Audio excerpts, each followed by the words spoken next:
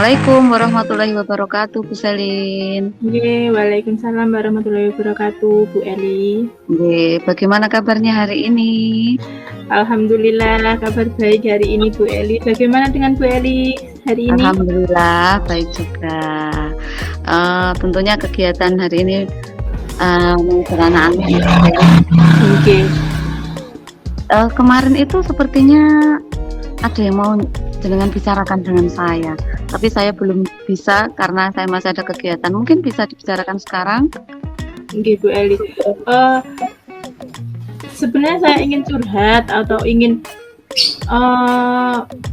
menyampaikan unek-unek saya itu terhadap anak didik saya di sekolah. Jadi saya itu mempunyai anak didik itu laki-laki, Bu Eli. Dia sudah duduk di TKB, jadi tingkatannya sudah TK besar. Terus dia itu cenderung sebenarnya anak yang berani, anak yang aktif juga, karena di setiap bu guru itu menjelaskan atau memberi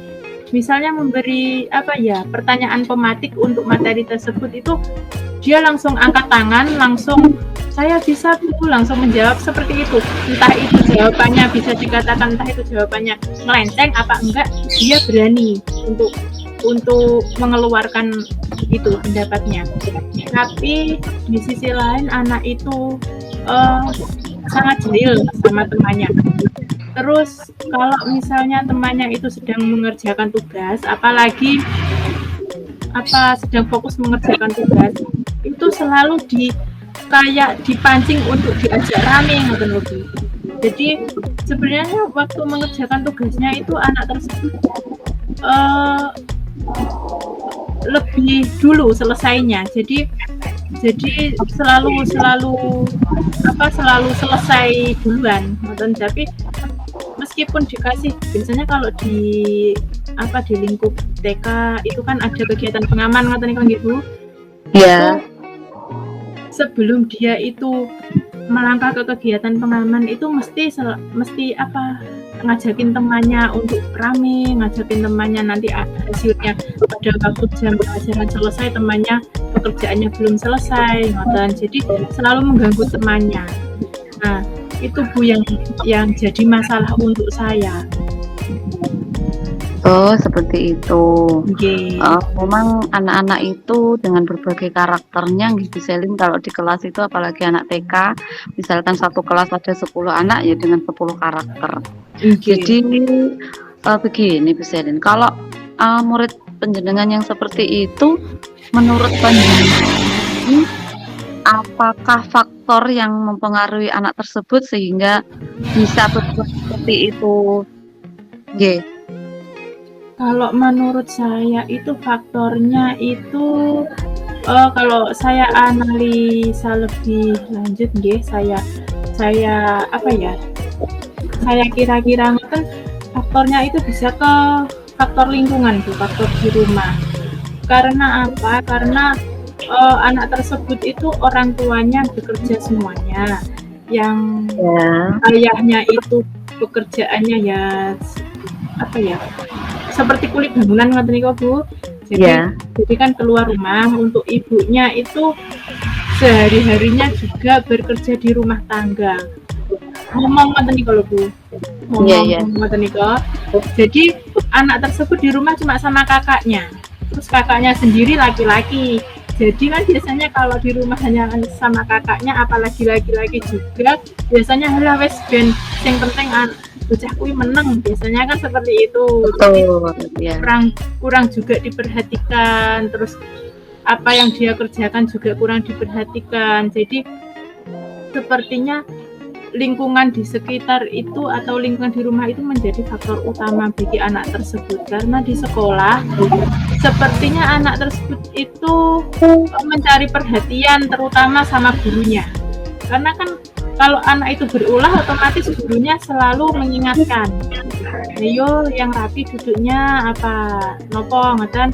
Tapi setelah guru mengingatkan si anak tersebut itu bukannya mendengarkan atau bukannya dia menjadi nurut sama gurunya, mboten, Bu. Jadi malah seperti tidak mendengarkan, terus kalau bisa dikeluarkan dengan kata-kata halah anda anu gitu Bu.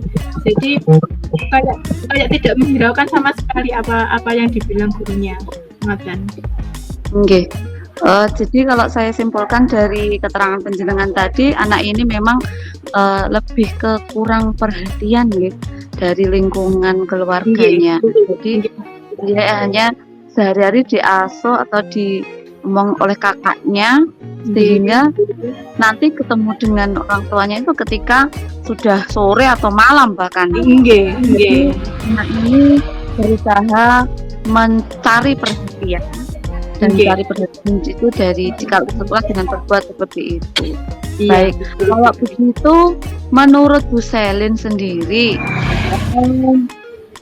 apa yang perlu Bu Selin lakukan atau rencana apa yang akan Bu Selin lakukan agar anak tersebut tidak lagi berbuat seperti itu, atau kalau hilang sama sekali mungkin sulit ya Bu ya, itu karena sudah terbiasa atau kebiasaan. Jadi mungkin untuk meminimalisir anak tersebut untuk tidak lagi berbuat seperti itu apa yang panjenengan rencanakan untuk dilakukan nanti? Untuk rencana saya ke depannya itu, karena selama ini sudah saya peringatkan, sudah itu terus kayaknya belum mempan juga. Jadi rencana saya ke depannya itu khususnya untuk anak tersebut dan yang lainnya juga, itu saya kasih ini Bu, kayak saya kasih seperti video atau kayak video kartun pembelajaran atau video bacaan-bacaan ngoten niku yang menjerumus tentang tentang sikap si anak tersebut. Terus lagi saya akan melakukan pendekatan kepada anak tersebut. Jadi pendekatannya tidak bersama-sama dengan temannya, lebih ke saya melakukan pendekatan personal untuk kepada anak tersebut supaya bisa bisa langsung nangkep ke anak tersebut. Terus selain itu saya juga akan melakukan pendekatan kepada orang tuanya. Jadi apakah selama ini yang saya analisa, yang saya kira-kira itu benar? Apakah memang benar faktornya seperti itu? Saya akan tanya kepada orang tuanya. Terus juga mungkin lebih ke kakaknya juga, karena memang orang tuanya sama-sama bekerja, terus juga tidak bisa dipungkiri juga karena memang ekonominya juga butuh orang tuanya bekerja bareng-bareng. Karena di rumah juga sama kakaknya, mungkin saya juga akan melakukan pendekatan kepada kakaknya, karena tatap mukanya paling lama dengan kakaknya mungkin ya Bu, karena sama orang tuanya kan kalau ibunya pulangnya sore, ayahnya juga sore pulangnya. Iya. Jadi, betul. Yang paling lama ketemunya itu sama kakaknya. Jadi untuk bisa kakaknya lebih perhatian lagi sama adiknya, karena memang juga usianya masih dini. Jadi sebisa mungkin diperbaikilah sikapnya seperti itu, mumpung belum ke jenjang yang lebih tinggi. Ngoten Bu Emi. Betul Bu Selin, dari rencana yang panjenengan utarakan tadi,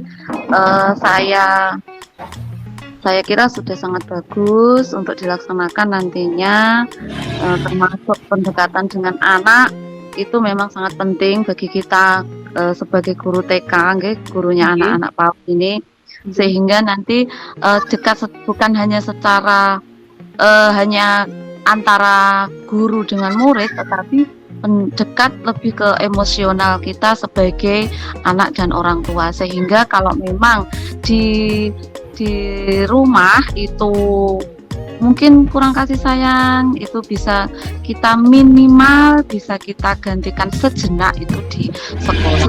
Tapi dengan pendekatan orang tua itu juga sangat penting.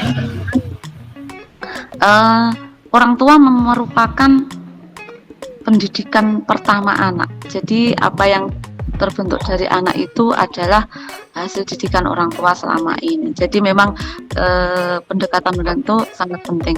Untuk memberikan contoh dari film-film tadi juga menurut saya sangat bagus Bu Selin itu. Jadi kalau anak-anak diberikan tontonan yang baik dengan harapan kita, anak bisa mencontoh dari karakter baik yang ada di film tersebut. Begitu Bu Selin. Jadi langkah-langkah yang panjenengan rencanakan tadi menurut saya itu sudah sangat bagus. Terus kemudian dengan rencana-rencana seperti itu tadi, harapan-harapan apa yang Bu Selin harapkan dari anak tersebut setelah Bu Selin melakukan tersebut.